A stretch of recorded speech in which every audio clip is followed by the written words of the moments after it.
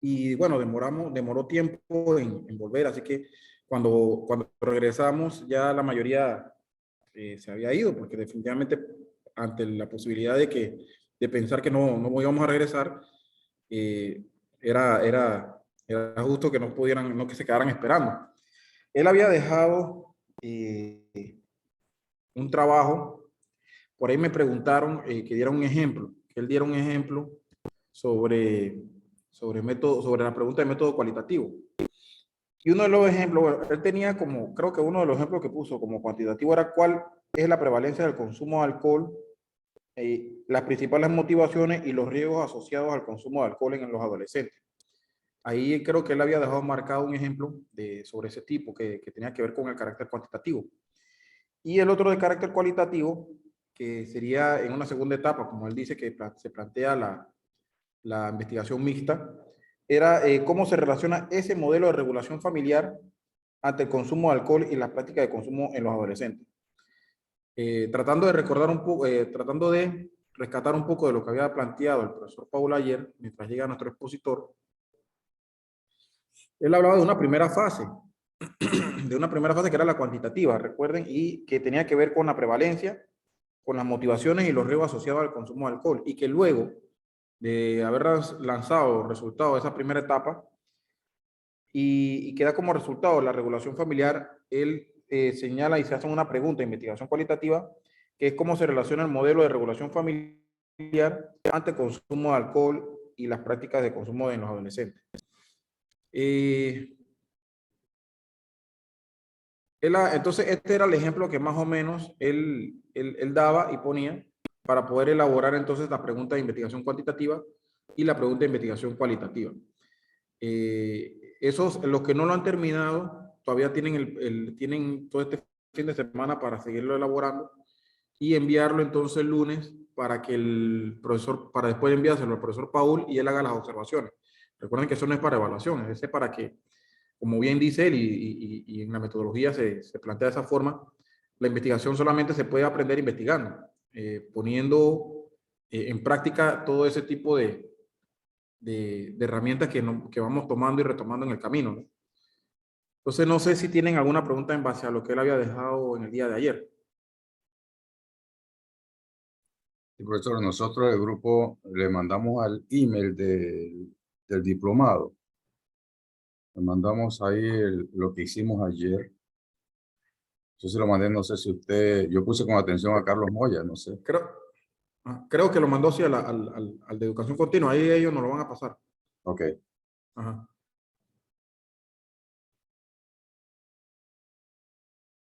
¿Alguien tenía alguna otra consulta?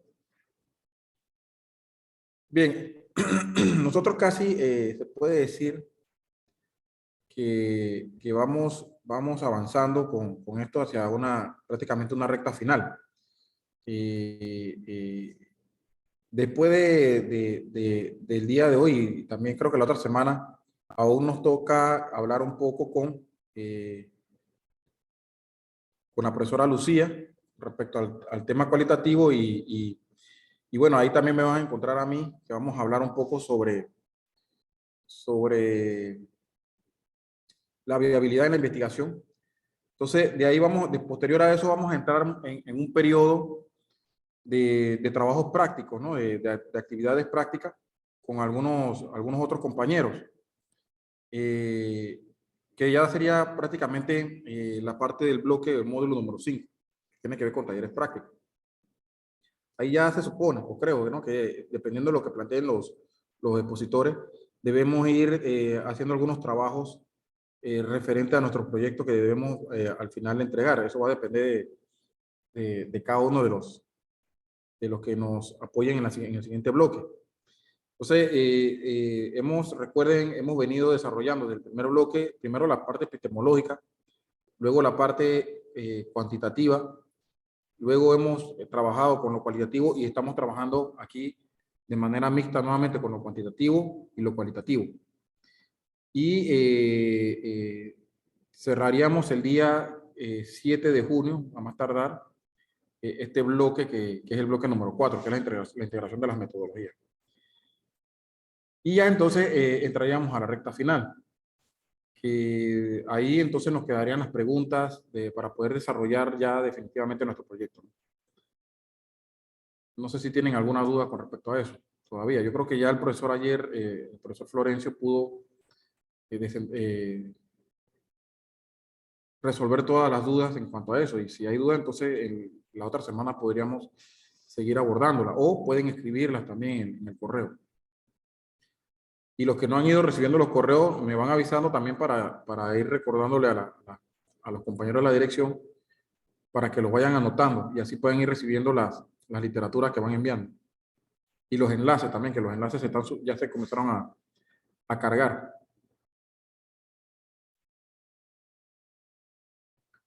Dígame, Norala. Sí, buenas tardes. Buenas tardes.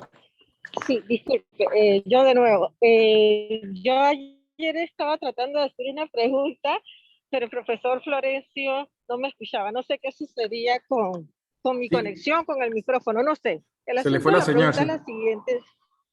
Ah, yo creo. Sí, Ajá. se le fue la La señal. pregunta es la siguiente. ¿A mí? Sí, ayer sí se le fue la señal, no la escuchamos. Ah, sí, ayer, correcto, Sí. sí.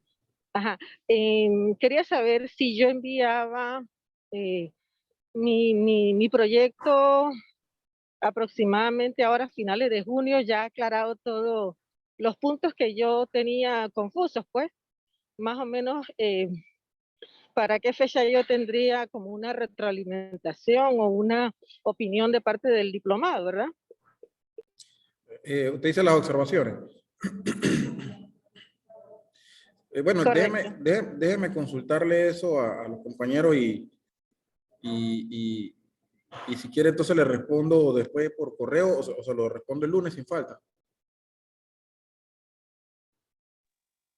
Listo, se lo voy No, a no, agradecer. no, sí, Se lo voy a agradecer. sí, no creo que pase mucho tiempo en las observaciones. Uno se toma siempre el detalle de ver punto por punto, poder hacer las observaciones debidas, eh, para que puedan entonces retomarlas y resolverlas.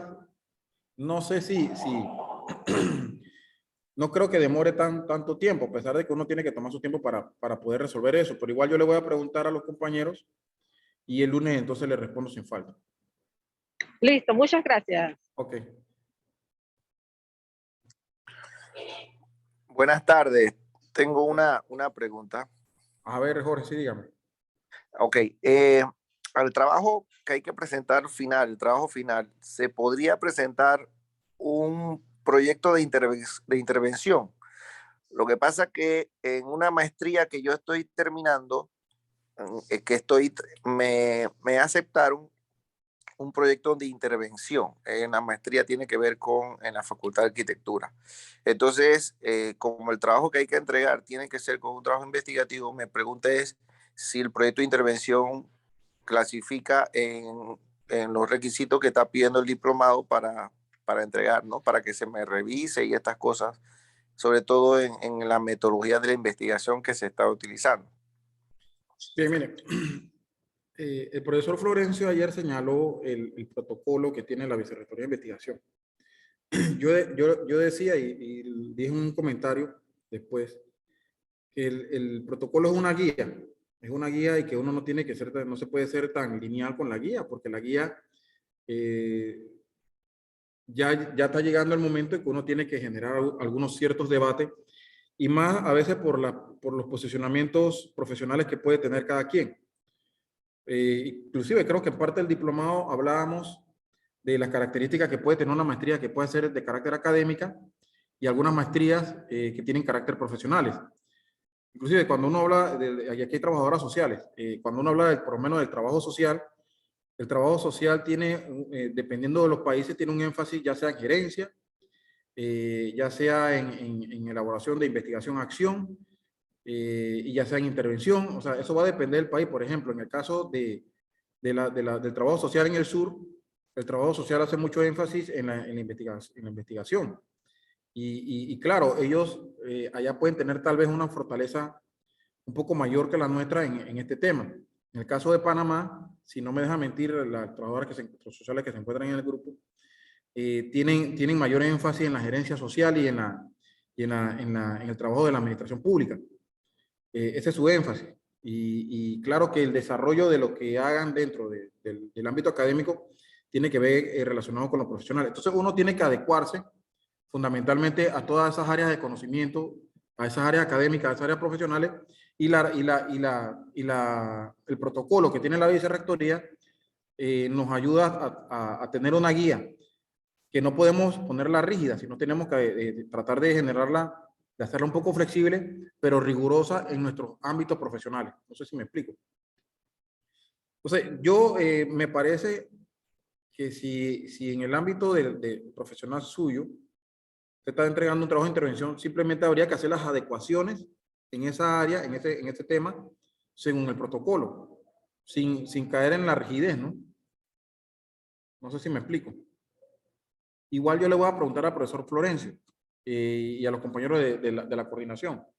Y también voy a anotarlos todos, y también trataré de tener una respuesta a más tardar el lunes. ¿Le parece? Gracias, muchas gracias. Pero no sé si le quedó clara la explicación. Sí. Muy bien. ¿Alguna otra duda que yo de repente pueda apoyar ahí mientras llega nuestro expositor?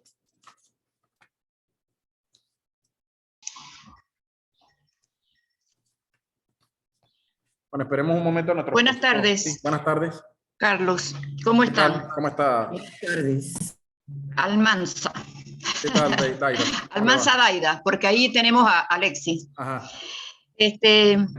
Yo le había hecho un comentario al profesor Florencio que ya prácticamente yo terminé materias de una maestría y estoy en el proceso de la presentación del protocolo. Yo tengo mi protocolo elaborado. Definitivamente yo me inscribí en este diplomado para reforzar, para actualizarme un poco también, no es que me la tire de mucha vaina, no. El papel, a mí eso no me preocupa, a mí me preocupa que me revisen mi protocolo, si puede ser ese, ¿no? Claro. Porque es más, ya yo lo presenté y solo me dijeron, bueno, le falta ¿cómo que yo le dije la vez pasada a un profesor?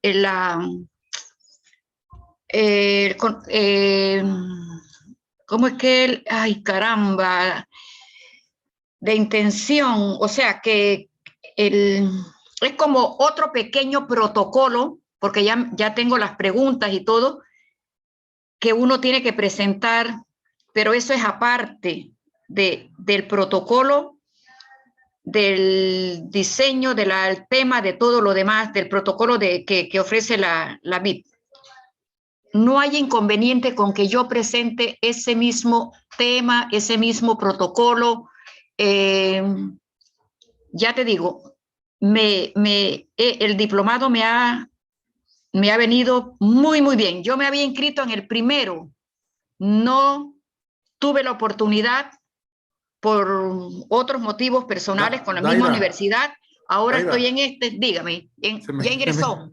Se me cayó el internet, sí, no lo escuché. Ok, que me había inscrito en el primer diplomado que ustedes realizaron.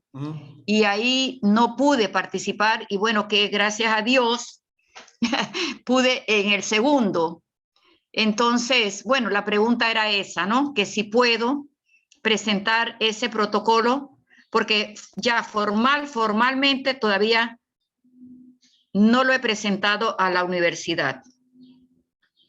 Entonces, ¿cuánto tiempo más o menos, si es que me lo aceptan, cuánto tiempo más o menos? Porque ya es lo único que a mí me falta para presentar, es más, ya yo he realizado talleres, ya yo he realizado, usted sabe, la muestra y todas estas cosas, ya para poder presentar un protocolo, uno tiene que basarse en una muestra de lo que quieres. Entonces, bueno, vuelvo y pregunto, ese protocolo, ese tema, para culminar con esa maestría mía, ¿podrían ustedes recibirla o qué? ¿O no? ¿O tengo que hacer Bien. otra cosa? Lo que usted presente aquí puede suceder dos cosas. Que usted lo utilice posteriormente para un trabajo de investigación o que usted lo utilice después para meter algún proyecto de investigación en la vicerrectoría. Para cualquiera de las dos,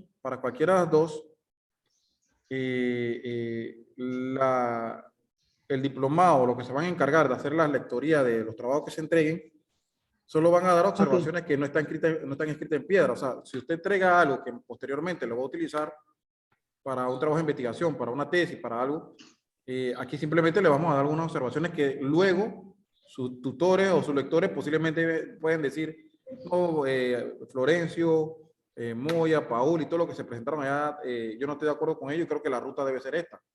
Porque No. para eso es la investigación. Nosotros vamos a hacer observaciones que no necesariamente están escritas en piedra. O sea, al final, para eso es un consenso, ¿no?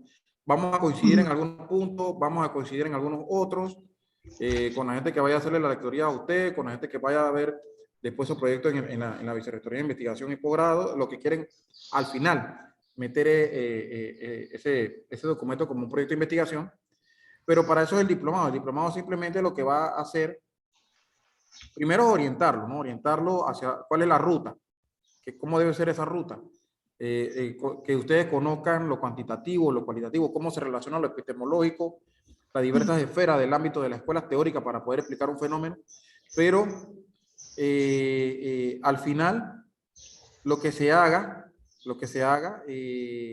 puede servir ya sea para un trabajo de investigación, puede ser una tesis, puede ser para un proyecto de una revista, para un centro de investigación fuera, que ustedes lo vayan a utilizar, o para la vicerrectoría de investigación como proyecto de investigación. O sea, usted puede presentarlo, porque me parece que usted lo que quiere es primero validar o que se le pueda ayudar a orientar su trabajo si está Sí. encaminada. Y ese es su trabajo de investigación. Usted le dará el uso que sea necesario después. Ese trabajo es suyo.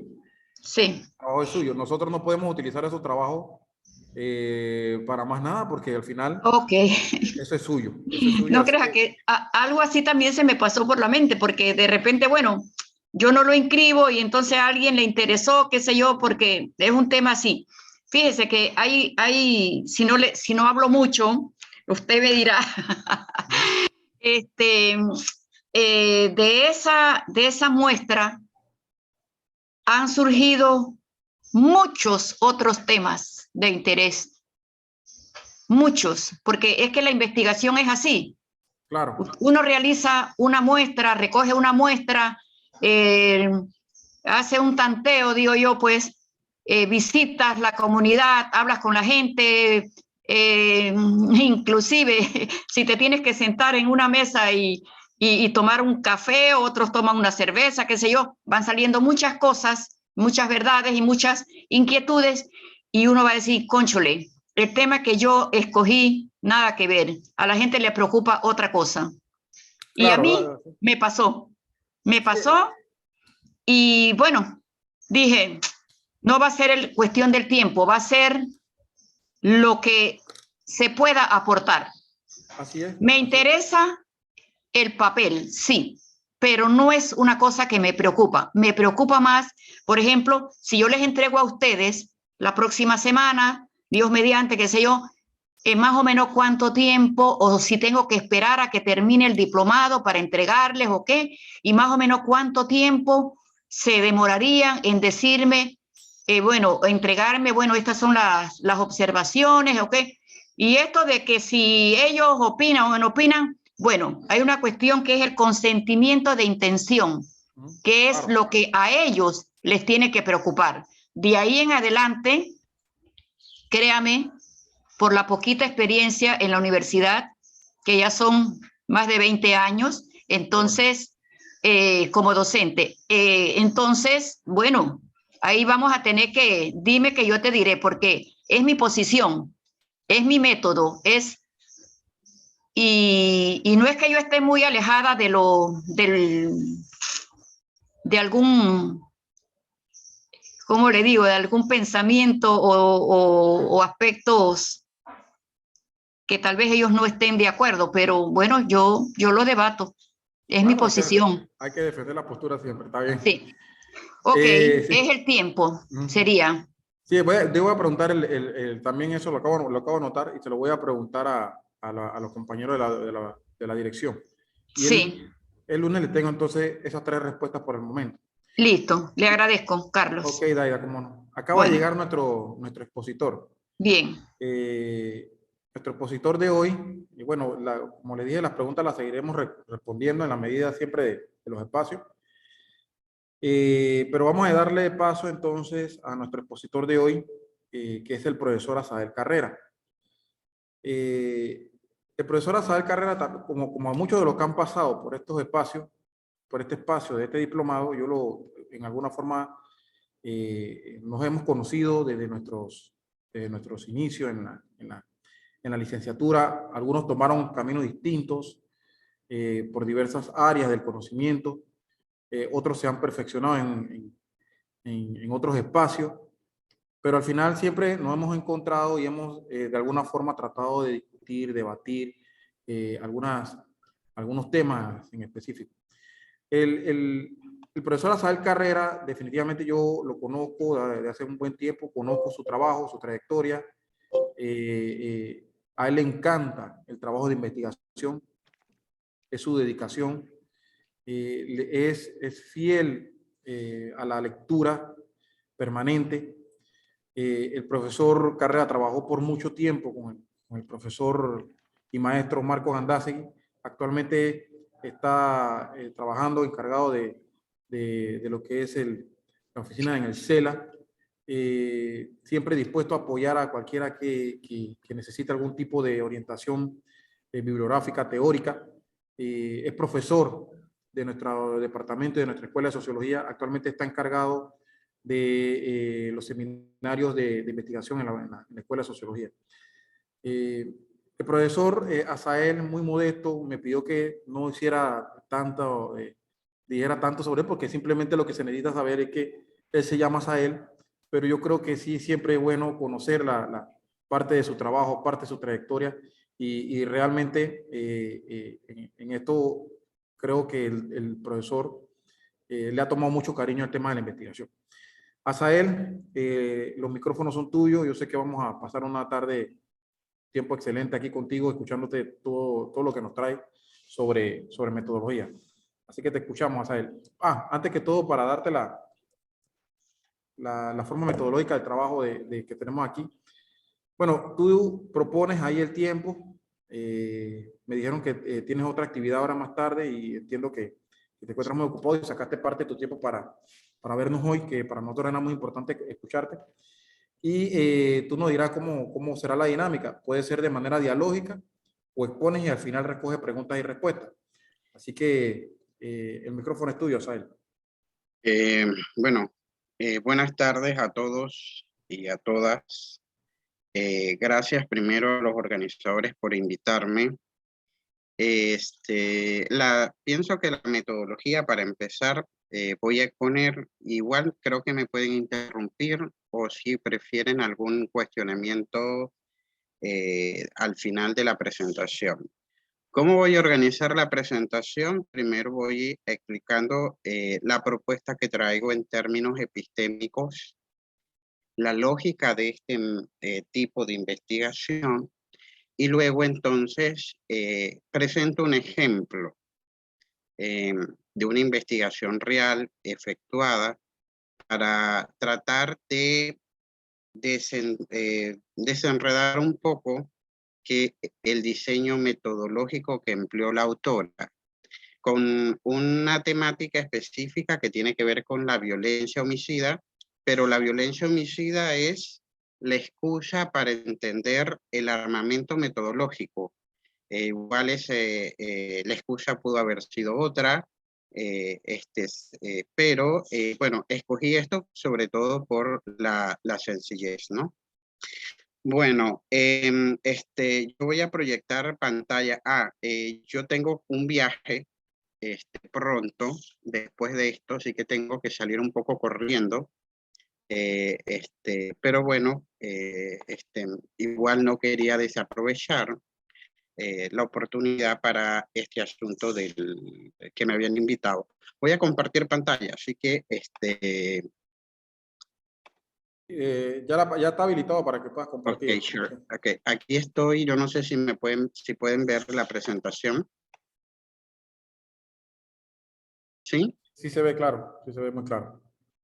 Ok, perfecto. Bueno,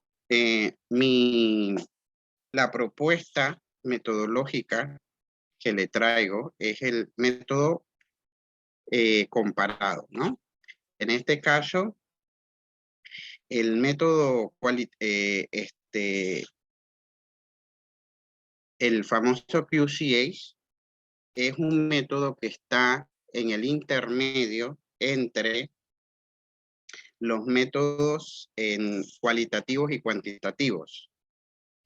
Sin embargo, tiene otra lógica. Nosotros tendemos a pensar que, por ejemplo, el llamado enfoque mixto, que hay varios enfoques mixtos, el QCA es uno de tantos enfoques mixtos, pero pensamos que el enfoque mixto es como una simple combinación entre lo cualitativo y lo cuantitativo, como que si fuera una agrupación o integración de ambos enfoques, pero esa integración la hacen de una forma lineal.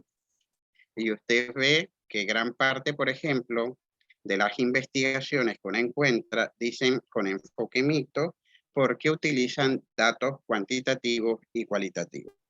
También hay otro error por ahí bastante frecuente, que es pensar que siempre que yo hago comparación, o sea, estoy aplicando el método comparativo.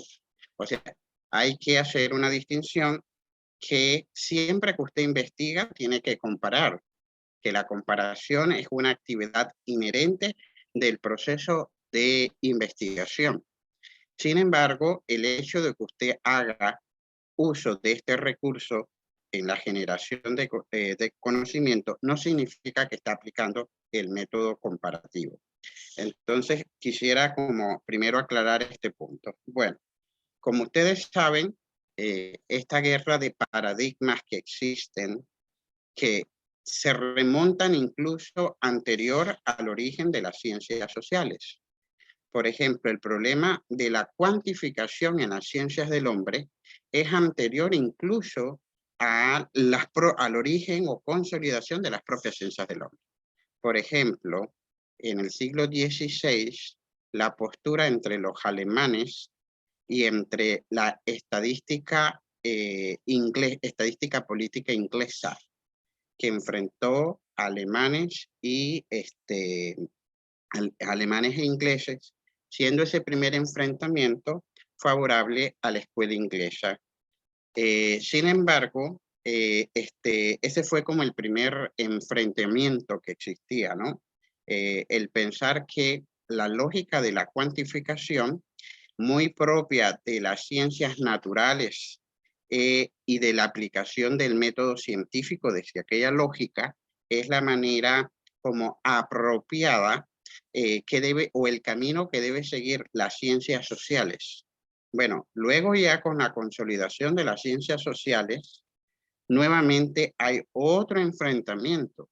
Ese enfrentamiento, pues, es sobre todo lo encarnizaba Comte con su positivismo, Emile Durkheim, que lo llevó más adelante, o sea, con esa postura positivista, la cuantificación, la matematización en la generación del conocimiento, y la otra alternativa, aquella que pensaba que las ciencias sociales tienen que seguir su propio camino en la generación de conocimiento, y que, por ejemplo, que las ciencias sociales tienen una particularidad porque yo formo parte del objeto que yo estoy estudiando. Es decir, tal separación entre sujeto y objeto no es posible en las ciencias sociales. Y por lo tanto, decía Weber, hay que comprender la acción social. No cuantificarla, no medirla, hay que comprender la acción social. Y así surgen estos dos paradigmas, paradigma positivista, paradigma de la comprensión con todas sus variantes que existen, pero que esa guerra entre paradigmas de investigación generaron en guerras de enfoques metodológicos, ¿no? Entonces, luego, a principios a mediados del siglo pasado, nuevamente hay otro enfrentamiento en las ciencias sociales. Por un lado, la Escuela de Chicago, que abordaba por un método más heurístico, basado en en el método biográfico y en otras fuentes alternativas, en su análisis dramaturgo, que hizo un giro después y luego después las narrativas, pero bueno, eso es otro tema. Pero se enfrentó con un funcionalismo fuertemente influenciado por el positivismo y su famosa método de la survey como forma apropiada para estudiar los fenómenos sociales. Y bueno, entonces este enfrentamiento entre cuantitativos y cualitativos, por ahí entonces surge la idea de que por qué no integrar estos dos métodos. Y bueno, entonces hablamos de esa tercera integración como el famoso método mixto, pero que vuelvo a repetir que tiene otra lógica, a pesar de que en los medios académicos se considera una simple complementariedad de uno con otro, ¿no? Sin embargo, ya para las décadas del 80, pues surge una alternativa que es una forma diferente de acercarse al objeto de estudio y que tiene posturas epistémicas totalmente diferentes. Sin embargo, antes de entrar a explicar esto, me gustaría un poquito refrescar las virtudes, pero también los problemas que tienen tanto el enfoque cualitativo como el cuantitativo. Por ejemplo, el enfoque cuantitativo tiene la facilidad de hacer inferencia estadística. A lo mejor ya ustedes hablaron un poquito de la inferencia acá, de cómo el principio de las leyes de la probabilística y la estadística en términos generales puede ser aplicado para que a partir de una muestra y de un diseño muestral cuidadosamente seleccionado, cumpliendo con los criterios de cientificidad, entonces se pueda, en cierta medida, generalizar los resultados de mi investigación. Además, el hecho de que la investigación cuantitativa esté un poco estandarizada, eso permite la fácil comparación. Comparación que se hace un poco más difícil desde lo cualitativo. Sin embargo, los cualitativos critican a los cuantitativos que la información que producen ellos es una información superficial, que le dan preponderancia le dan preponderancia al número de casos que su muestreo es estadístico, mientras que ellos profundizan en el dato, por lo tanto su muestreo es más teórico. Entonces eso genera datos mucho más profundos, con una mayor riqueza, permite descubrir procesos que las estadísticas no logran captar, que las estadísticas captan solamente estados y que son difíciles un poco, a pesar de que las técnicas se han perfeccionado, ver procesos. Entonces, bueno, y hay esa guerra entre cualitativos y cuantitativos. En el caso de los cuantitativos, le dicen a los cualitativos, bueno, ustedes generan una información que solo es válida para los casos de estudio, no pueden, es decir, no pueden realizar generalizaciones, además de que son poco rigurosos en el manejo de los datos. Como no están estandarizados, por lo tanto, cada investigador maneja más o menos sus datos sin ningún tipo de procedimiento. Bueno, lo que hace el método, el QCA, el método mixto, creado por Charles Regin en la década del 80, que viene entonces es simplemente como salvar la crítica que se le hace a lo cualitativo y salvar la crítica que se le hace a lo cuantitativo. Pero al mismo tiempo critica lo cualitativo y al mismo tiempo critica lo cuantitativo y se acerca al objeto de estudio desde otras posturas epistémicas. Y vamos a ver en qué consiste eso. Entonces, por eso es que no es una simple integración entre lo cualitativo y lo cuantitativo. No es una adición de datos, sino que implica otras lógicas de investigación. Bueno, este método viene siendo creado por Charles Regin en la década del 80 y sobre todo he utilizado en las ciencias políticas, pero cada vez más viene siendo utilizado en las ciencias sociales en general, en la sociología, y la variedad de temas que se ha estudiado a través de estos métodos, de este método, bueno, van desde mercados laborales, la migración, la violencia. Cuando usted revisa, hace una revisión por la literatura, las bases de datos, usted se va a dar cuenta de que el método sigue, está siendo utilizado en América Latina. Pero que todavía hay mucho recorrido, hay mucho por recorrer, ¿no? Entonces, pero ¿en qué consiste entonces ese método? Bueno, ese método incluye una serie de técnicas, sobre todo cualitativas, por eso es que algunos dicen que este método ala más hacia lo cualitativo, pero no exclusivamente, como lo vamos a ver ahora en el ejemplo, ¿no? Este método trata de analizar las condiciones o las configuraciones causales y para explicar resultados.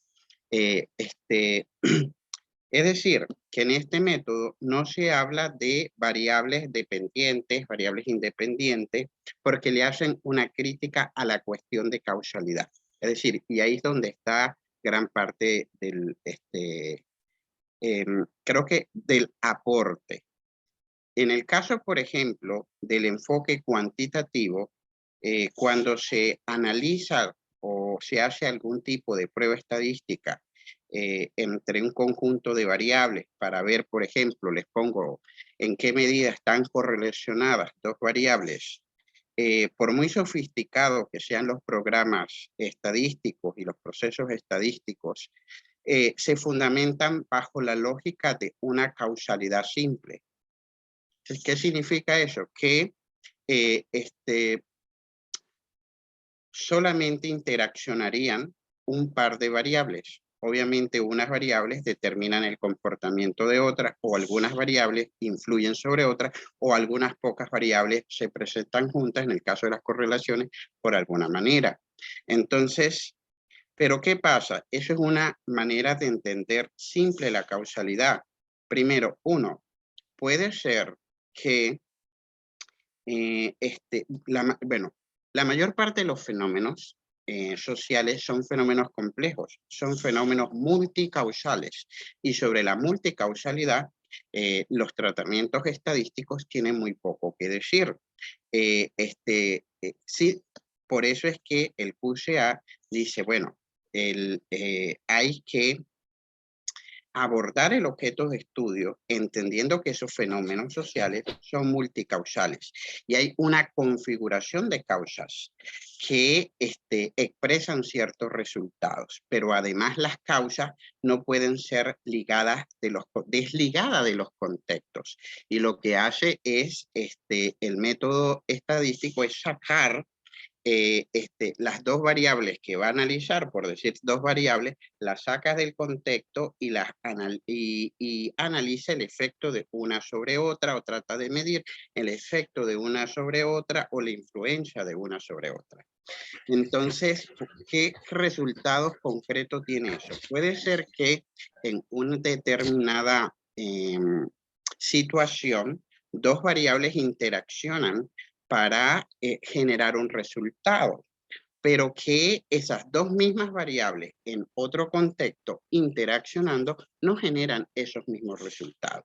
Y esto tiene implicaciones en torno a las políticas públicas, a la aplicación de las políticas públicas, sobre todo las políticas sociales, ¿no? Puede ser que en Europa, en ese contexto, esos programas hayan funcionado, pero eso no significa que aplicados acá de la misma forma, considerando los mismos aspectos, significa que vayan a dar los mismos resultados. No son como un producto enlatado que venimos y abrimos acá. O sea, ¿por qué? Porque las causas no se pueden separar de los contextos. Yo creo que este es un aporte que hace el QCA porque trata de hablar de configuraciones causales y no separar las causas de los contextos. Entonces, el QCA permite un abordaje eficaz de la causalidad de las ciencias sociales cuando se trata de explicar la variación en un resultado de interés. Sus técnicas están basadas en la lógica comparada en los estudios cualitativos clásicos, pero con un mayor de formalización y complejidad. Entonces, aquí implícito hay otra crítica hacia lo cualitativo. Déjeme un momentito revisar por el chat porque a veces, ok. Bueno, hay otra crítica hacia lo cualitativo, que lo cualitativo es poco formal al manejar la información y los datos que recopila, mientras que el QCA le da una formalidad a los datos que recopila y los trata de estandarizar en cierta medida para que otro investigador pueda repetir el proceso y comparar resultados, ya sea en el mismo contexto o en otros contextos. También a veces el QCA se muestra como apropiado. Imagínense que nosotros tenemos 50 casos. Vamos a analizar 50 casos. Desde la perspectiva cualitativa tradicional, 50 casos es un número muy grande, sobre todo bajo la lógica del caso, que es analizarlo en profundidad. Sin embargo, desde el punto de vista cuantitativo, 50 no es un número tan grande, no es una cantidad, no es un N tan grande, no es una población tan grande. Entonces, en estas situaciones también es apropiado el uso del QCA. Eso no significa que su uso se limita únicamente al tamaño de N o al tamaño de la población. Otra de las cosas que también se me pasaba, creo que tenía que ver con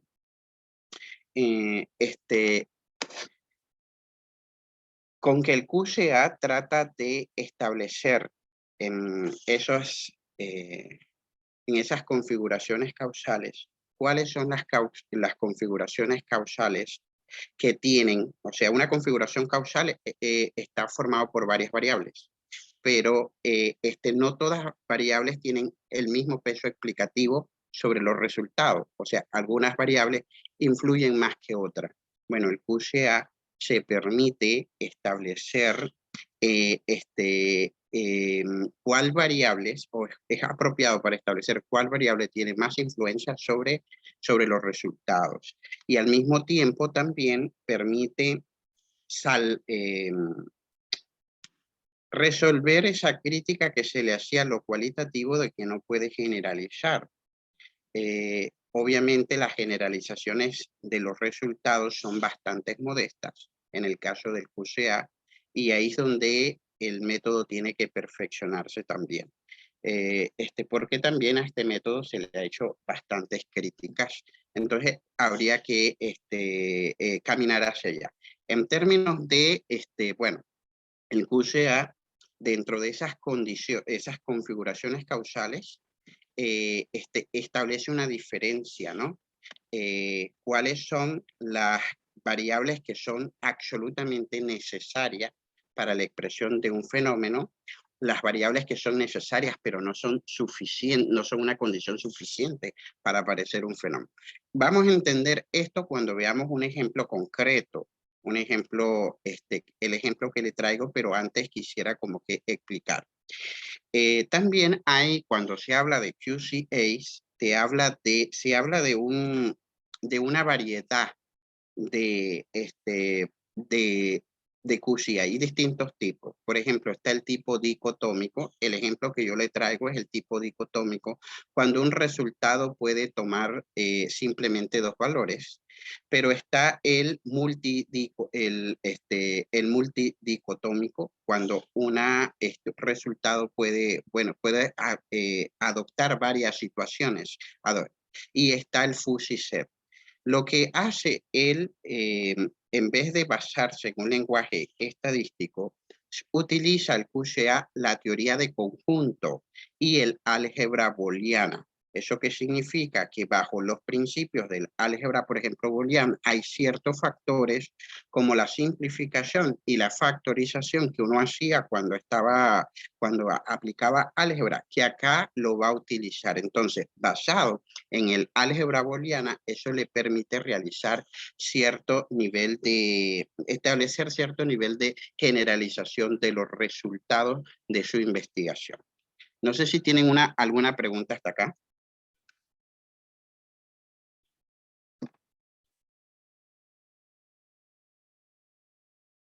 ¿No tienen ninguna pregunta hasta acá?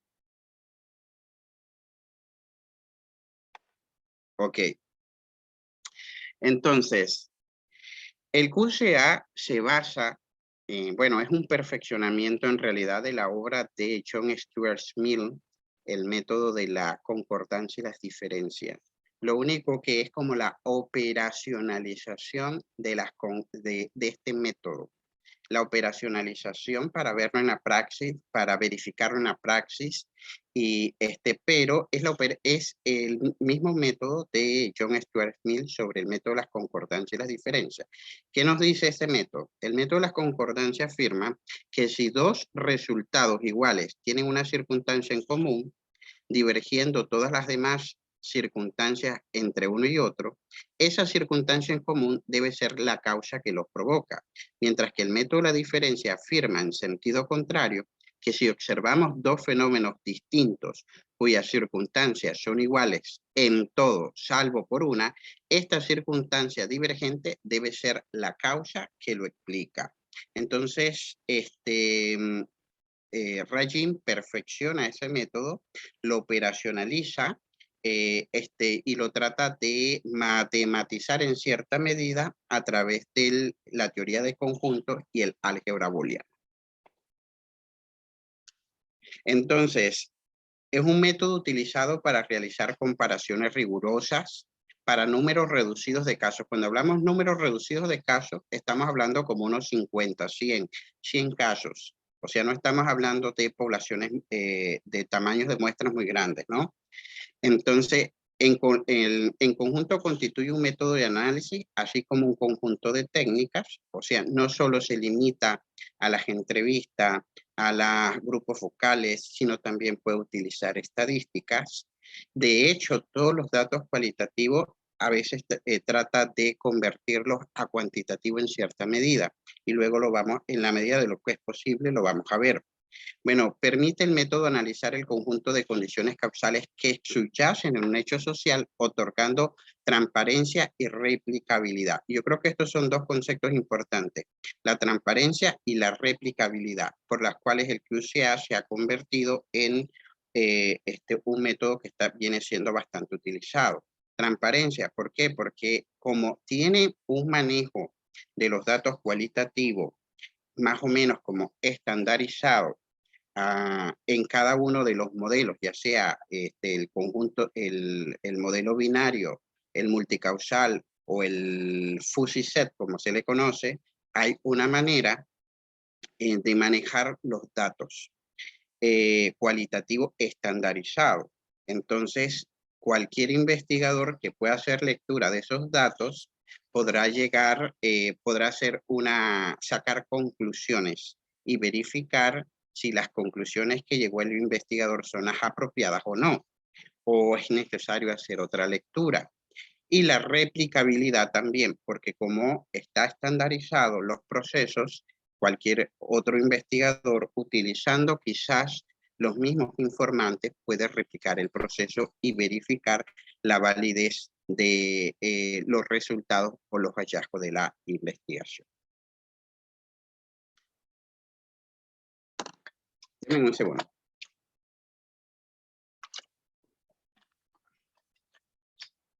¿Tienen preguntas?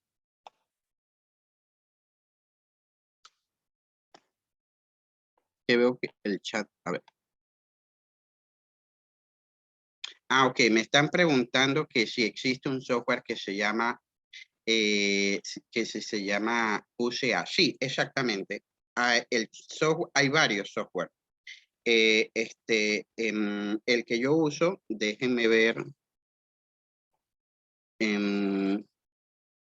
Espérese un momentito.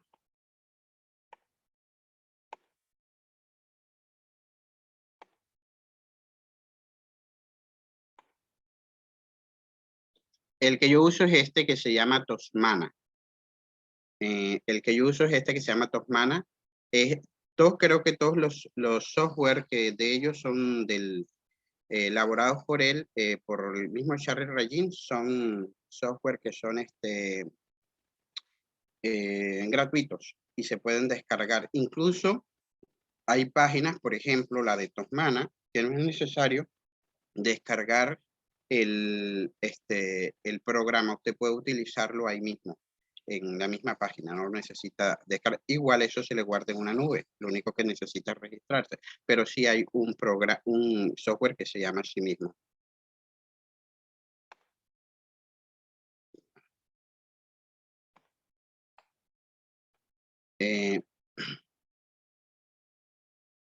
A ver.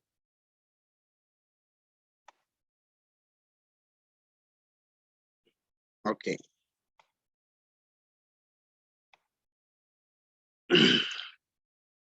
Bueno, en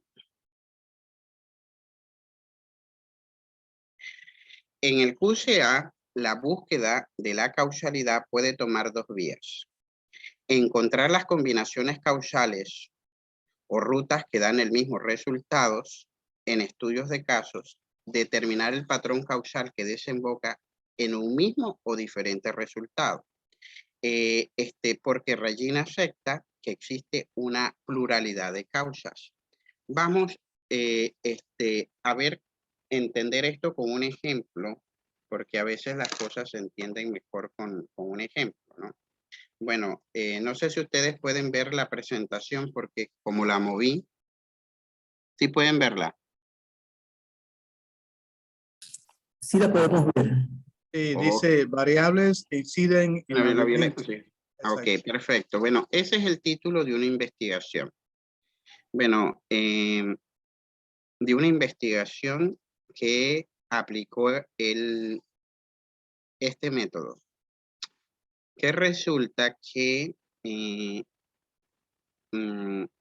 con respecto a la violencia, en este caso la violencia, según la autora, no lo digo yo, lo estoy parafraseando lo que dice la autora, hay muchos mitos que se convierten o se transforman en políticas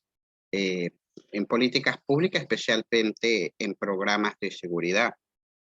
Ella en el caso, por ejemplo, de Bogotá, analizó todos los planes de seguridad y los enfoques que tenía. Entonces, por ejemplo, había un programa que apostaba hacia la cultura y hacia los valores de una cultura de paz, ¿no? A la promoción de una cultura de paz. Porque ese programa había identificado a través de un diagnóstico que esa era la causa de la violencia. Había otro programa que creo que se llamaba Bogotá sin indiferencia, que apostaba por las mejoras de las condiciones sociales de los barrios que tenían alta actividad delictiva y en términos generales violencia, ¿no? Entonces, apostaba por mejorar las condiciones. Y había otro programa que apostaba por otros aspectos. El asunto es que Incluso había un programa que fue el que ella le llamó la atención, que, que hablaba de la cuestión del narcotráfico y la violencia. Y como relacionaba como causa de la violencia el narcotráfico. Quizás desde el sentido común, uno puede decir, oye, sí, eso es, pero cuando se pone, por ejemplo, la cuestión de Bolivia, tiene bajas tasas de violencia, igual que Perú, que también tiene bajas tasas de violencia y son productores de coca y están dentro de los circuitos del comercio de la droga. Y sin embargo, México, que no es un productor tan grande, tiene altas tasas de violencia por otra situación. Entonces, y Colombia también. Ella dice, bueno, si en Colombia y en México se liga la violencia a la cuestión del narcotráfico, ¿por qué Perú y Bolivia, que también tienen esa situación, tienen bajas tasas de violencia? Obviamente son dos contextos totalmente diferentes. Entonces, como ella venía trabajando sobre la cuestión de la violencia como consultora y también como gestora a nivel de barrio, de los barrios de Bogotá, le llamaba la atención que todos estos programas, que entre comillas parecían bastante novedosos, no lograban impactar sobre las tasas de violencia. Y sobre todo, pues, en el caso de la violencia homicida. Ojo, ella agarra la violencia homicida porque está fácilmente operacionalizada a través de la tasa de homicidio y hay información recabada para eso, ¿no? Entonces, pero así pudo agarrar otro indicador de violencia. Lo que no hay que entender es que, si no hay homicidio, uno está seguro, ¿no? Porque hay otras manifestaciones de violencia. Ella hace una aclaración. Pero bueno, en este trabajo de variables que inciden en la violencia en los barrios de Bogotá, el objetivo es analizar los factores que más incidencia tuvieron en los barrios más violentos de Bogotá en el 2011. Y respondía a la pregunta, ¿por qué unos barrios tienen mayor manifestación de violencia homicidas que otros? Y este cuestionamiento surge porque si bien consideramos que la violencia es un fenómeno causal y no puede entregarse a una sola variable la explicación de este, también lo es que hay unas variables que inciden más que otras y trabajando sobre estas en las definiciones de política, el impacto en la reducción será mayor. Yo creo que esto es un gran aporte en términos de planificación, en términos de políticas de seguridad, para el caso que está estudiando. Pero el QCA no solo se limita a esta temática, obviamente se emplea en otras áreas. Pero yo creo que determinando cuáles son las variables que más pesos tienen, en este caso la violencia homicida, bueno, se puede en cierta medida, a través de los programas, incidir sobre esas variables y reducir o tener un impacto en las tasas de violencia. En el caso de ella, dice, bueno, los estudios de violencia siempre se han hecho como desde una perspectiva nacional, que ella rescata, por ejemplo, de todos estos planes, que se haya bajado la mirada y se haya concentrado en la ciudad, pero ella consideraba que todavía dentro de la ciudad la situación hay complejidades, hay diferencias entre una zona y otra, que lo importante es que hay que analizar la situación específica de cada barrio en nuestro caso sería de cada corregimiento, para poder entonces entender el fenómeno de la violencia. Y lo que hizo fue en la investigación entonces es seleccionar hacer un análisis de los barrios. Ella escogió 51 barrios de la ciudad de Bogotá. De esos 51 barrios, 48 barrios tenían altas tasas de violencia homicida y los 11 barrios restantes tenían baja tasa de violencia homicida. ¿Cómo hizo la selección? Lo vamos a ver ahorita. Sin embargo, por supuesto, no sé si ustedes pueden ver la diapositiva que está que tiene como es una imagen. ¿Sí la pueden ver ahí? No, lo que se aprecia. Una tabla. Una tabla, exactamente. Pero es una imagen, una tabla. Ok, ¿sí la pueden ver? Correcto. Ok, entonces, pensando en términos de lo que nos decía Regine, que tenemos que como dejar un poquito de lado el lenguaje de variables cualitativas, cuantitativas, entonces vamos a concentrarnos en analizar condiciones y resultados. Es decir, lo que la autora trata de explicar es esto que ella, variable por explicar, la violencia. O sea, en la violencia, el indicador de esa violencia, pues el que ella utilizó para observarla, homicidio, la tasa de homicidio, ¿no? Eso es lo que ella está intentando explicar. Sin embargo, las configuraciones causales, o sea, el grupo de variables que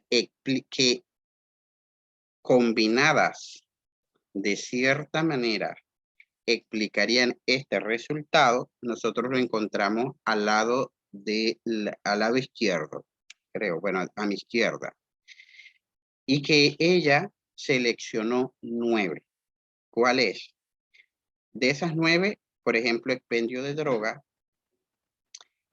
trabajo sexual, la tercera es concentración de consumo de alcohol, 4 es la microextorsión, 5 estructuras delincuenciales, 6 contrabando o mercados de autopartes robados, 7 estado físico del barrio, 8 precaria situación social del barrio, 9 pandillas, en este caso juveniles.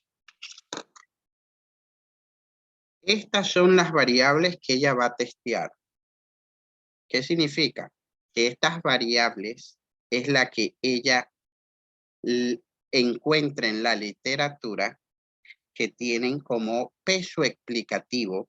Obviamente eso implica que cuando seleccionamos los casos, seleccionamos los casos, tenemos que hacer una revisión de la literatura y es decir, consultar la teoría. Y en este caso, pues, ella consultando la literatura, encontró que esas 9 variables tienen como un peso explicativo en este resultado de la violencia en los barrios de la ciudad de Bogotá. Cada caso que ella escogió, que creo 51, 51 barrios, cada barrio es un caso. Entonces, ella analiza la situación de cada caso. La lógica es que estas variables que están de este lado, o sea, generan configuraciones, es decir, se combinan de cierta forma en determinados barrios que en cierta medida logran explicar la tasa de violencia, de homicidio que exhibe ese barrio. Pero lo importante es, primero, la selección de los casos. Hay que conocer muy bien el caso para elaborar un buen diseño de QCA. Hay que conocer bien el caso. Pero además de conocer bien el caso, usted tiene que hacer una buena revisión de la literatura. Entonces, la base del éxito de ese diseño, del diseño QCA, se basa en esas dos cosas: conocer bien el caso y hacer una buena revisión de la literatura. Entonces, hay un conjunto de variables que ella cree que tiene valor explicativo, pero ese creer no lo hace sobre el vacío o sobre su postura subjetivista, sino lo hace sobre una revisión de la literatura. Bueno, no, si ustedes ven la siguiente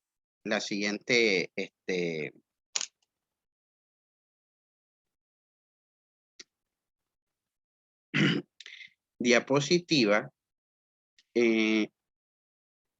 al igual, ella tuvo que operacionalizar. Ojo, voy a volver a la anterior.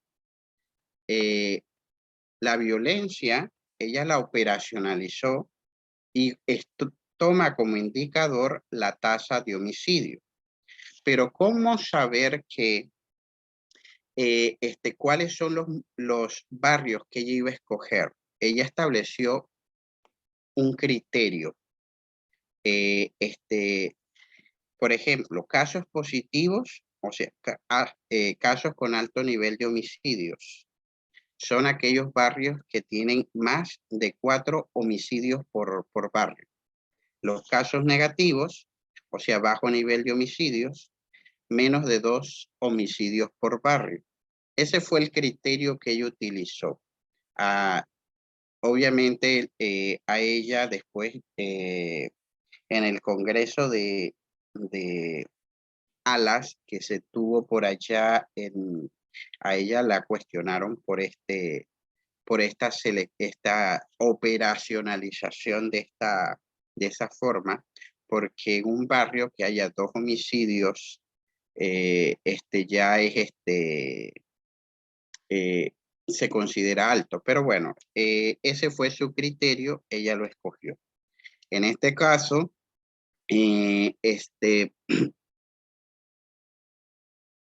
a partir de ahí, escogió entonces los 51 casos.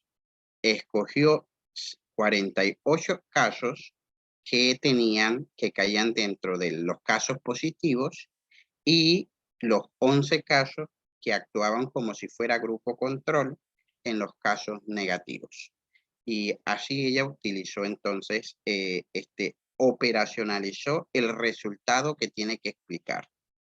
Bueno, pero todavía está la otra columna, la columna de las configuraciones causales, donde ella tiene que operacionalizar las 9 variables que ella cree bajo la revisión de la literatura tienen valores, tienen un peso explicativo.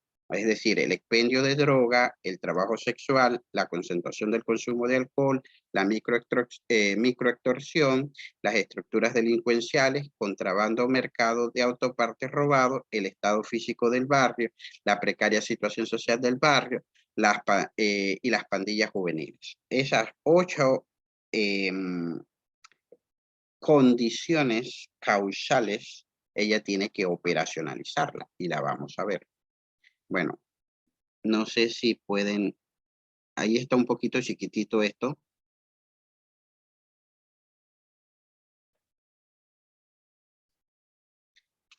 Antes de pasar al otro, se me olvidaba.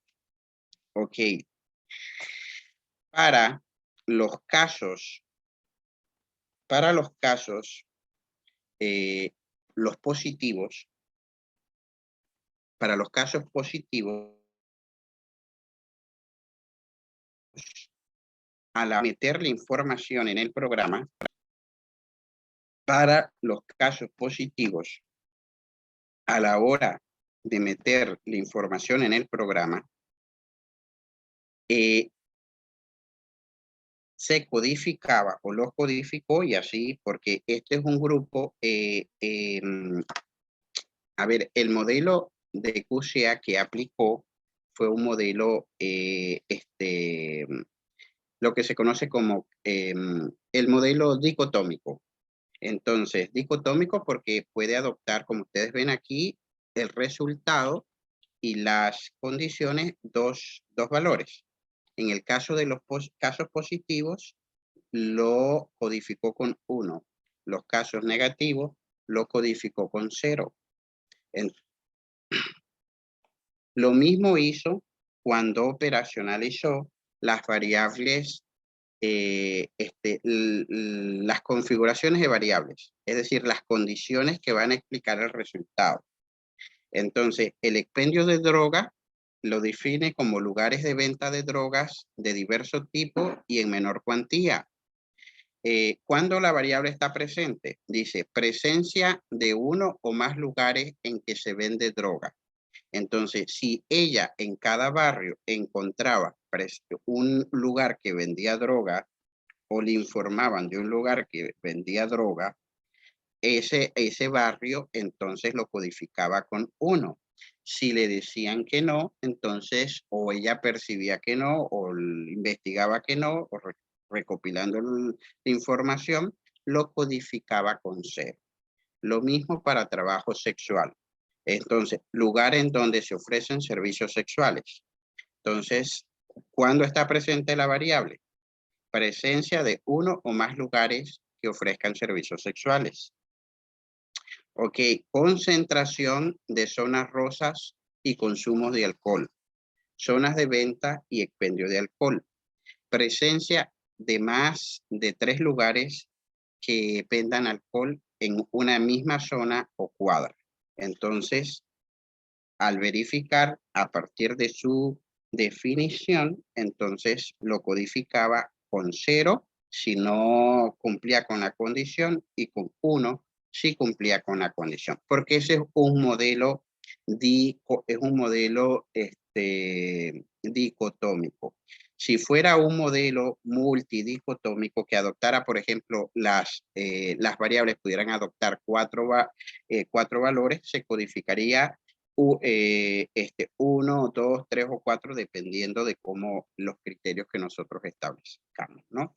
Y también está el otro que es FuzzySec, que es un otro modelo de QCA, que en este caso el FuzzySec entre 0 y 1, tendríamos que poner un valor en caso tal de que, por ejemplo,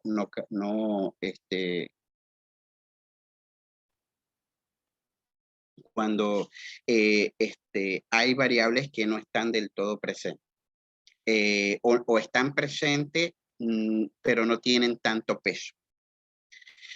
A ver, la microextorsión es el otro, o sea, lo definió como cobro de dinero en menor cuantía a cambio de algún servicio, de dejar trabajar o de protección, de no causar daño.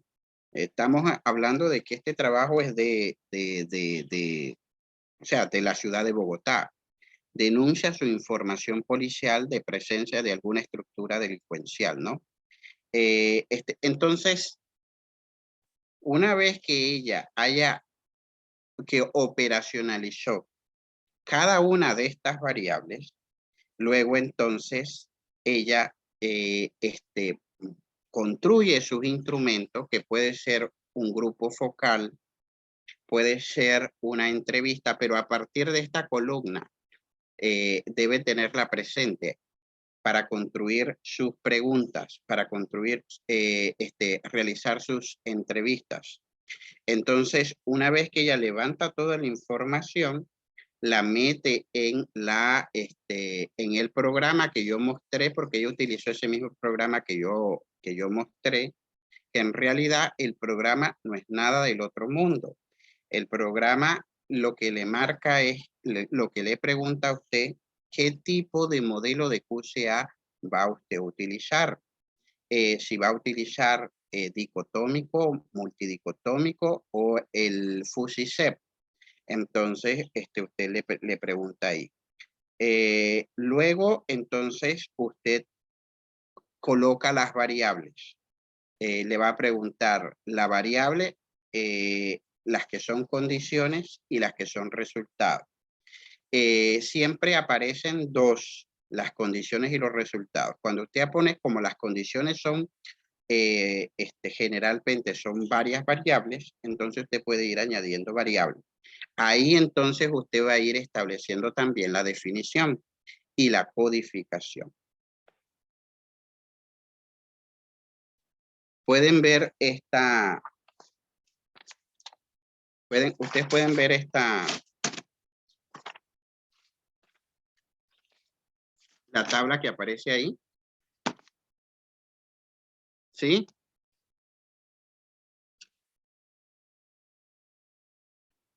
A ver. Bueno, la tabla que aparece ahí, en este caso, esa tabla la tira el programa que nosotros estamos utilizando una vez que nosotros le metemos la información. Y eso se le conoce como la tabla de la verdad. Y esa tabla de la verdad tiene una función de la simplificación, como la vamos a ver más adelante. Si ustedes pueden ver, obviamente no coloqué todos los barrios porque eran 51 barrios, perdón, y nada más coloqué, estos son los barrios que ella analizó. Arriba, a partir de esta columna donde está el cursor, son las configuraciones causales. Y a partir de aquí, y esta primera columna, que bueno, la segunda columna donde está el cursor, es el resultado. Como ustedes pueden ver, este resultado tiene 1. Todos los barrios tienen 1. ¿Qué significa eso? Que son barrios que tienen altas tasas de homicidio. Si fuera 0, tuvieran bajas tasas de homicidio.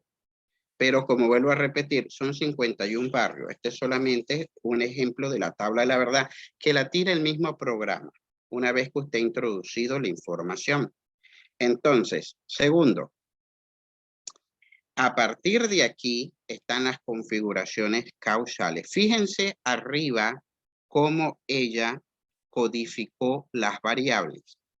X1 es el expendio de droga, X2 trabajo sexual, X3 concentración de zonas de consumo de alcohol, X4 la microextorsión, X5 estructuras delincuenciales, X6 contrabando y mercados de autopartes robadas, X7 estado físico del barrio, X8 situación social del barrio, X8 y hay un X8 negativo que es pandillas. Entonces, si ustedes, esta es la manera como ella codificó, introdujo en el programa la codificación. Entonces vamos a ver, por ejemplo, nada más vamos a ver el caso 1 para después ver cómo funciona más o menos. Por ejemplo, en el caso del barrio El Amparo, tiene tasas de violencia alta. Tiene un expendio de droga, ¿no? No tiene presencia de trabajo que se ofrecen servicios sexuales. Tiene una zona donde tienen zonas de consumo de alcohol. Hay microextorsión. Hay estructura delincuenciales. No hay un mercado de robo de autopartes. El estado físico del barrio está deteriorado. O sea, no es un barrio. Situación social del barrio también no es muy buena. Creo que eso ya lo midió a través de las encuestas de datos cuantitativos, ¿no? Y lo otro, no tiene presencias de pandilla. Entonces, y así se va por cada uno de los barrios. Sin embargo, el mismo programa, luego que le tira la tabla de la verdad, usted hay un puntito, le tira también la tabla de resultados. Y según este resultado, hay 8 configuraciones causales que explican las tasas de homicidio en los barrios que ella analizó. Y vamos a ver. La configuración número 1, si ustedes ven, le aparece raw coverage aquí. Este raw coverage significa que la configuración 1, vamos a ver en qué consiste esa configuración 1 ahorita, explica el 27% de los casos.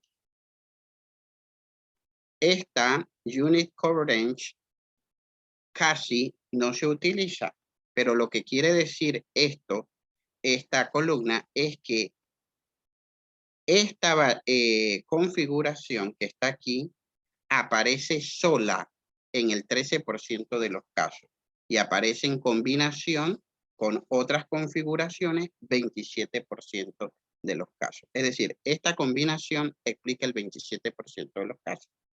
La segunda configuración explica el 60% de los casos. La tercera explica el 18%. La cuarta explica el 39%. Miren que la 5 no explica el 0% de los casos. ¿Eso qué significa? Que la combinación posible de las variables, o sea, de estas que están aquí, la combinación posible de las combinaciones de estas variables, teóricamente es posible, pero los datos recopilados muestran que, bueno, no se da en la realidad. Teóricamente, en la teoría puede ser posible que se dé esa combinación, pero en la realidad no. Entonces explica el 0%. Voy a ver acá. Ok. Ok. Entonces, ¿eso qué significa? Que nosotros tenemos que eliminar la configuración 5. Tenemos que eliminar la configuración 5 porque esa configuración no explica ninguno de los 51 casos, o la autora tuvo que eliminarlo, no explica ninguno de estos casos. A ver, bueno, luego lo que hay que hacer aplicando el método es practicar. Yo no sé si ustedes se acuerdan eso cuando uno estaba en escuela secundaria, que le ponían la factorización de un binomio, la factorización de un trinomio, y bueno, y le ponían esas cosas de álgebra. La lógica funciona más o menos parecido. Si ustedes pueden ver, lo primero aquí hay que establecer cuáles son las variables que están presentes en todos los casos. Una variable aquí está presente en todos los casos. Si ustedes ven, es la variable, creo que X1. La variable X1 es expendio de droga. Está presente en la configuración 1, en la configuración 2, en la configuración 3, en la configuración 4, en la configuración 5 no aparece, pero igual esa se elimina, en la configuración 6, en la configuración 7 y en la configuración 8. Está presente en cada uno de estos. ¿Qué significa eso? Que esa es una variable que es necesaria que esté para que un barrio tenga o exhiba altas tasas de violencia. O sea, es una condición necesaria. No suficiente, pero es necesario. Bueno, entonces nosotros procedemos una vez que tengamos la tabla de resultados, que es una simplificación de la tabla de la verdad. Entonces nosotros procedemos a determinar las variables. Puede ser que sean 2 variables o puede ser que sean más de 2 variables que están presentes en todas las configuraciones. En nuestro caso es la variable X1. esa variable X1 es expendio de droga. Luego, el siguiente paso es el proceso de simplificación, que ya casi estamos terminando. Se elimina aquellas variables en las que su presencia aparece como necesaria en unos casos, pero no en otros. El resultado de la simplificación de nuestro ejemplo, o sea, por ejemplo, vamos a ver, hay que eliminar las variables que solamente están presentes que son necesarias, pero en la configuración, pero que no aparecen en las otras configuraciones. Creo que aquí el X6 aparece en otras. Me parece que el X8 también aparece en las otras. El X5 también. Ok.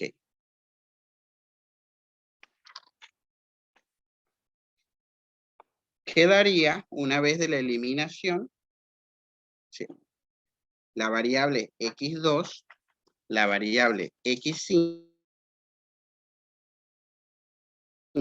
la variable X8, la variable que yo para diferenciarla le puse X9, pero ella le puso X8 negativo.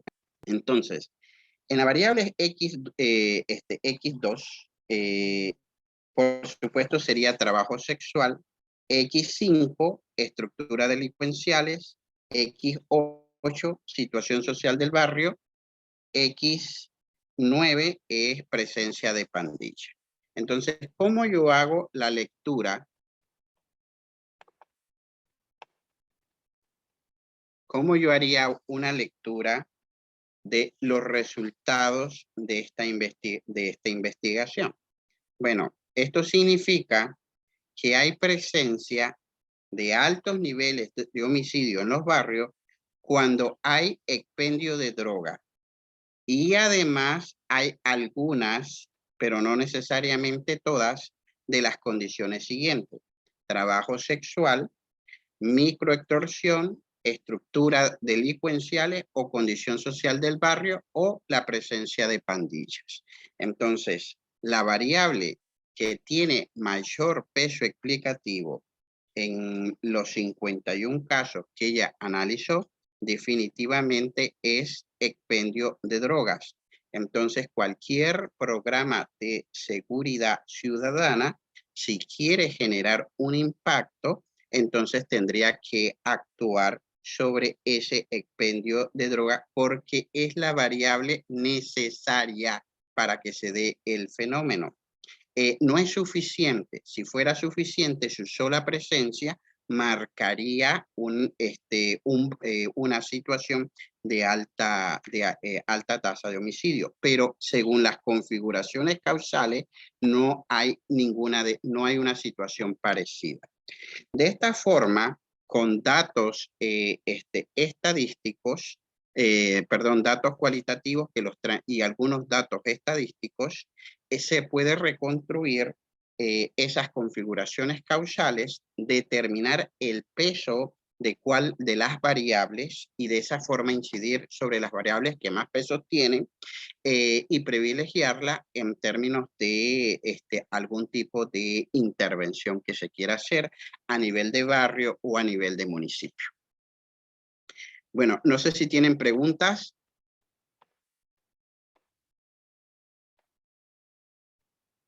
Voy a dejar de compartir Stop Share. No sé si tienen alguna pregunta. ¿Estaba complejo o estaba...? Porque traté de ser lo más operacional posible.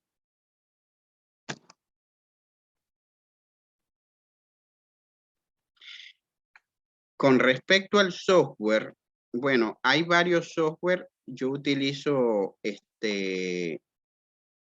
Toscana, que es bueno, para mí es el más fácil, no está tan complicado, pero bueno, es el que utilizo. Deme un momentito, voy a compartir pantalla para que vean.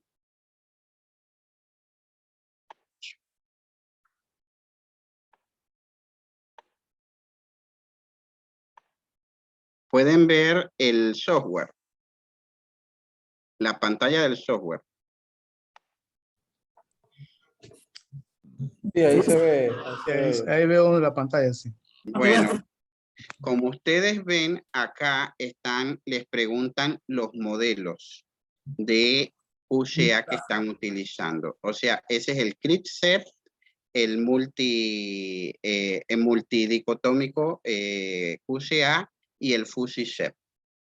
Aquí les preguntan, como nosotros vamos a utilizar es este, entonces este es el que cuando metemos la información tenemos que decirle que nos mande la tabla de la verdad, pero la data que colocamos es esta. De aquí pone lo que ella hizo, por ejemplo, violencia, para la primera variable, expendio de droga. El expendio de droga, ella lo describía como lugares de venta de droga de diversos tipos y en menor cuantía. Entonces, aquí usted le pone 1 y le pone 0.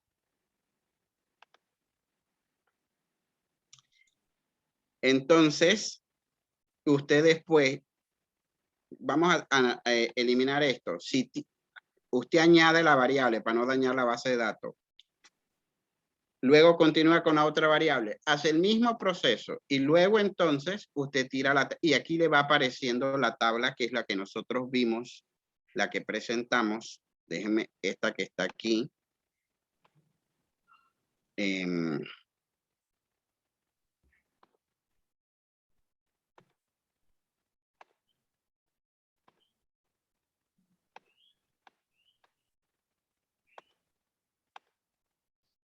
Esta es la información, esta tabla está directamente como se sacó del programa.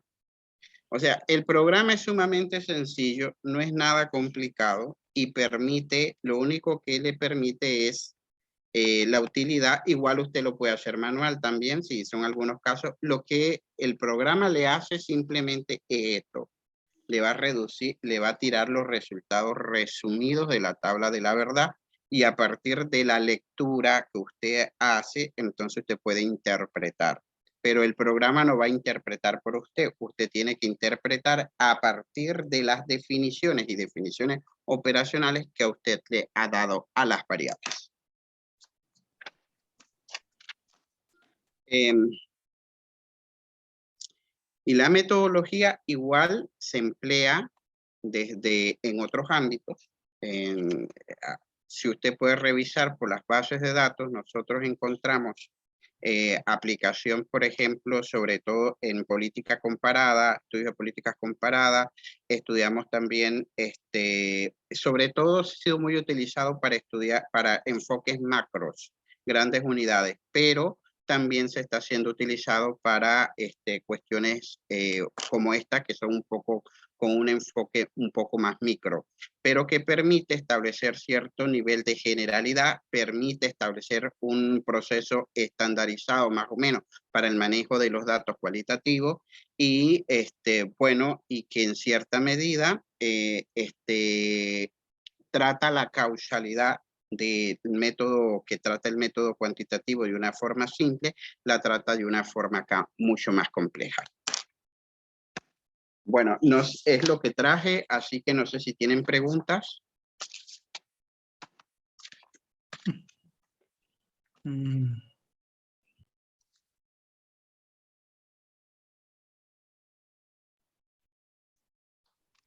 No sé, a ver si tiene alguien alguna pregunta, algún aporte de lo que planteó aquí Asael. ¿Conocían el método? Sí, ya en el transcurso del diplomado hemos venido abordando. Claro, siempre se hace más complejo algunas herramientas que otras, ¿no? Aquí yo creo que por ejemplo, y ahí me sumo yo a Asael, conocer estas herramientas, estos software, que algunos tienen alguna característica cuantitativa, otras cualitativa. Yo por lo menos manejo, no de manera profesional el Atlas T, pero lo conozco, sé cómo funciona. El SPSS inclusive sé que puede ser un poco más sencillo que el Atlas T, aunque no he tenido oportunidad de manejarlo, pero ahora con esta herramienta se suma más, yo no la conocía, se suma más de repente a otras cosas que podamos conocer con respecto a este tipo de cosas que nos pueden ayudar a resolver entonces investigaciones en el futuro. ¿Estos software son gratis o hay que comprarlo, Asael? Son gratis y algunos no hay que ni tan siquiera bajarlos, sino que usted puede meter la información en la página, en la misma página, y después entonces ellos se lo mandan a una nube o le mandan un link a su correo para que usted lo descargue en caso tal. O sea, no tiene, todos los software con del método cualitativo son comparados, son gratuitos. Entonces, y este es tan solo uno. Antes yo utilizaba el de mismo Charlie Regin, pero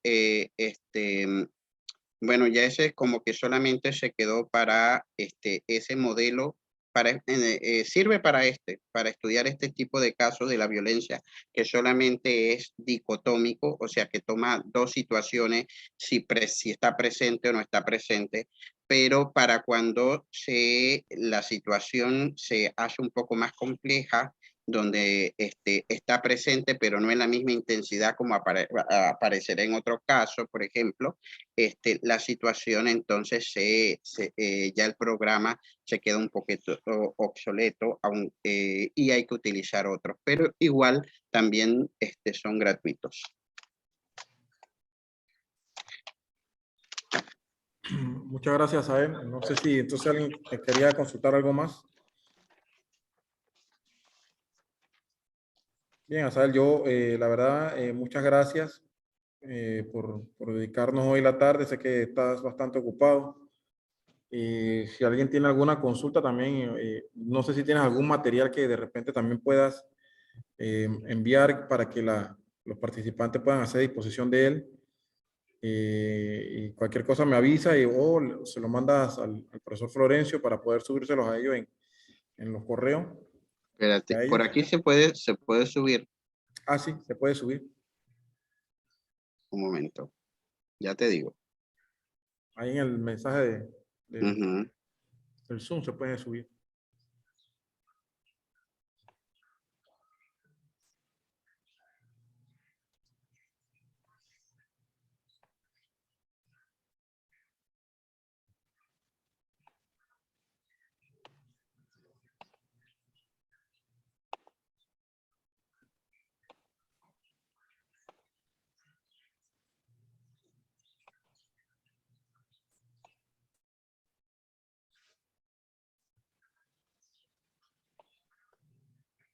Ahí se está enviando. Ok. Espera que cargue. Listo. Vamos a cargarlo también para tenerlo. Sí, eso creo que es sumamente reciente. Ese es como del 2019, una cosa así, 20. Sí. Creo. Está bastante reciente. Ah, sí. Bueno, Sael, la verdad, muchas gracias. Como dije en principio, sé que estás ocupado, sé que ahorita mismo tienes un viaje que hacer. Así que te agradecemos por acompañarnos en el día de hoy. No sé si nadie más tiene ninguna consulta, ninguna pregunta. Nos veríamos entonces, ojalá nos podamos ver en algún otro evento, en una otra actividad de este tipo. Es de vital importancia conocer algunos ejemplos como el que nos ha traído hoy de investigación y así ir armando entonces nuestras herramientas, nuestro conocimiento para futuras investigaciones. Saludos a Asael y muchas gracias. Ok, gracias, saludos. Gracias, señor Sael, por la presentación. Chao, chao. Bien, nosotros cerraríamos por hoy esta sesión e iniciaríamos entonces la otra semana a la misma hora con el mismo enlace. La otra semana entonces creo que ya iríamos culminando con la parte mixta, conociendo todavía algunas cosas sobre lo cualitativo. Bueno, y a mí que me va a tocar exponerle algo sobre la viabilidad de la investigación. Así que, y de ahí entonces iniciaríamos la etapa prácticas, ¿no? No me queda más entonces que de Profe, una agradecer. solicitud. Ajá, dígame, Javier. Sí, una solicitud. Ah, dígame. ¿Podría, a grosso modo, repetir las características del trabajo final?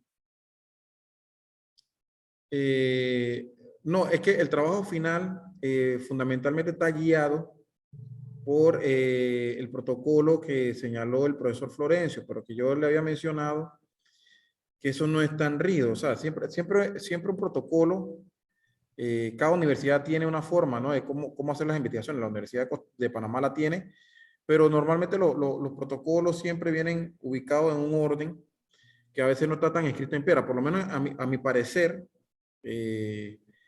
yo siento que uno tiene que hacer mayor énfasis muchas veces en los antecedentes. ¿Por qué? Porque los antecedentes nos van a ayudar a nosotros, claro, teniendo un tema primero y después tratando de ubicar qué se ha analizado y qué se ha estudiado ese tema. Los antecedentes te ayudan a ubicar entonces el objeto de estudio para poder generar un problema de investigación. Pero pues, ese orden lo va a definir cada institución, y la Universidad de Panamá. Yo no lo tengo a mano el protocolo, pero la Universidad de Panamá no quiere decir que ese protocolo sea rígido. O sea, puede tener características, puede hacerse flexible, pero siempre manteniendo una rigurosidad metodológica, ¿no? Del mismo. Yo hablé hace un rato de la diferencia que hay entre un área profesional y un área académica. Y los estudios, las investigaciones que se hacen desde una perspectiva profesional, definitivamente van a tener o van a diferir ampliamente o va a diferir en las exigencias que pueda tener una investigación con carácter académico. Alguien me preguntó, bueno, ahí me están diciendo que ya la coordinación envió el formulario de la VIC, pero yo creo que hay algunos que no lo han recibido. Entonces, por ahí yo creo que se lo van a ir enviando. Entonces, como les decía, eso va a variar en función de su área de estudio, ¿no? Hay que hacer las adecuaciones, por eso no puede ser tan rígido. Pero sí, el protocolo está ahí. El protocolo, si tienen alguna duda, de repente, profesor, o Carlos, o Florencio, o cualquier otro de los compañeros, esto que explica aquí, este punto fundamental que hacemos, si esto no es o no está acorde con nuestra área, bueno, ahí vamos a ver cómo se va o cómo se puede ir adecuando. No sé si me explico, Javier. Ok. Está bien. El trabajo puede ser individual, grupal, como... Bueno, eso sí, déjeme anotarlo porque casualmente le iba a preguntar. Serían 4 preguntas que tendré que hacerle a Lorenzo. Y el lunes entonces le tengo respuesta, porque yo hasta creo que tengo entendido es individual, pero no sé si habrá alguna flexibilidad en hacerlo grupal. Ok. Yo creo, a mi Hola, parecer, no buenas debería. tardes. Dígame, buenas tardes. Ayer el licenciado Florencio nos dijo que, si no mal recuerdo, que el trabajo es individual. Ok. Es individual. Ok.